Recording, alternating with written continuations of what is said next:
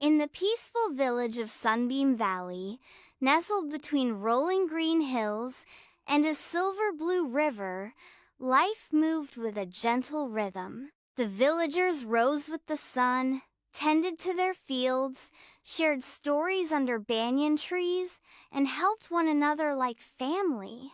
Among them lived two spirited brothers, Sammy and Jack, with their wise and kind-hearted grandfather. Though they shared a home and childhood full of laughter, Sammy and Jack couldn't go a single day without arguing. They bickered over the smallest things: who could race faster to the mango tree, who got the bigger piece of roti, or who told the funnier jokes at the village fair. Sammy was tall and strong for his age, with shoulders built from climbing trees and helping Grandpa carry firewood. He was brave, often the first to volunteer when something needed doing. But he was also stubborn and believed he could handle things on his own. Jack, younger, smaller, but quick as a squirrel. He had bright eyes that noticed details others missed. Jack was clever with his hands, able to tie the most secure knots, fix broken buckets, and even make toys from leftover scrap. But he often let pride in his cleverness get in the way of listening to others. Their grandfather, wise and patient, watched them with a knowing smile.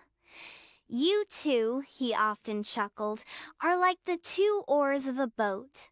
If one tries to row alone, the boat just spins in circles." One stormy night, thunder rumbled over Sunbeam Valley. Rain poured for hours, swelling the usually calm river until it roared like a beast.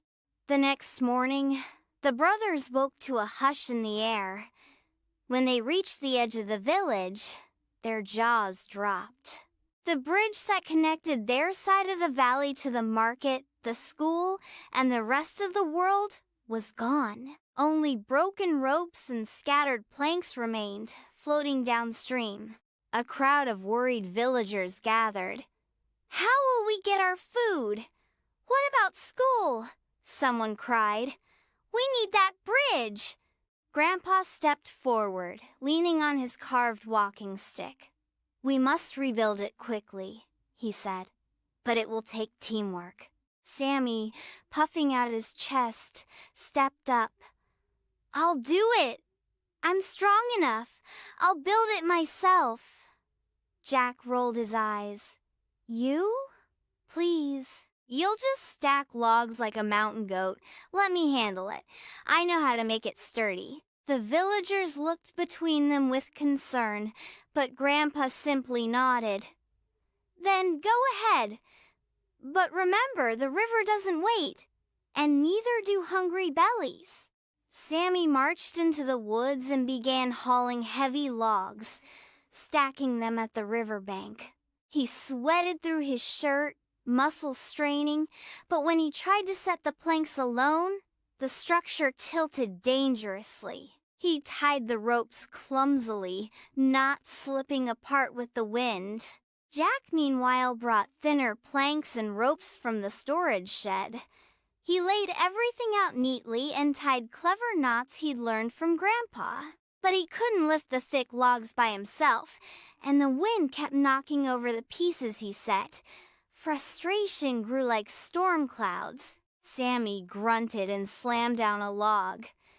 "Your knots are useless if there's no bridge to tie them to." Jack threw down a coil of rope. "And your muscles are wasted without a brain to guide them." They sat on opposite sides of the bank, fuming and silent. Just then, a small voice piped up. "Why are you yelling?" Little Lena, a girl of just 6, stood holding 2 cups of water. Her hair was braided in loops, and she wore a crooked smile. "You look thirsty," she said, handing them the cups. "Thanks, Lena," they both mumbled. She sat cross-legged on a rock between them. "Why don't you just work together?"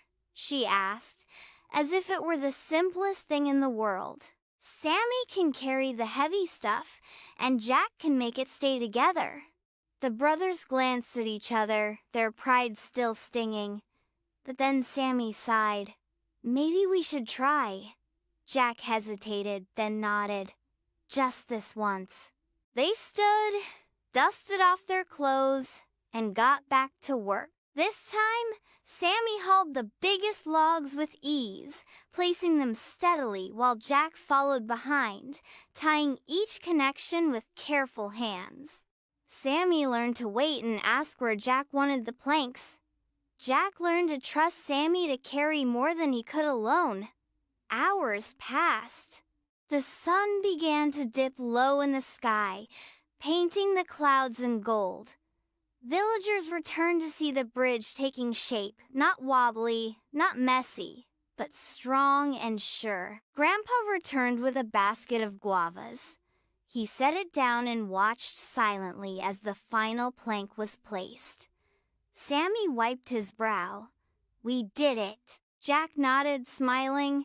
Yeah, we really did. Grandpa stepped forward and tested the bridge with his cane. It held firm. See, he said. Alone, you struggled. Together, you built something wonderful. The villagers cheered. Children danced across the bridge. Mothers carried baskets of vegetables with ease. The teacher from school patted their backs. You've done more than build a bridge, you've brought the village back together. That night, under the stars, the brothers sat by the fire, sharing roasted corn. For once, they didn't argue. They laughed about how silly they'd been and how smart little Lena had sounded. From that day on, Sammy and Jack worked side by side. When one planned, the other built. When one faltered, the other helped. And though they still joked and teased, their fights were fewer, and their bond stronger. They knew now what their grandfather had always meant. 2 oars move a boat, but only when they row together. And together, we can achieve what seems impossible alone. And that was the end of story. Please don't forget to like and subscribe. See you later. Bye-bye.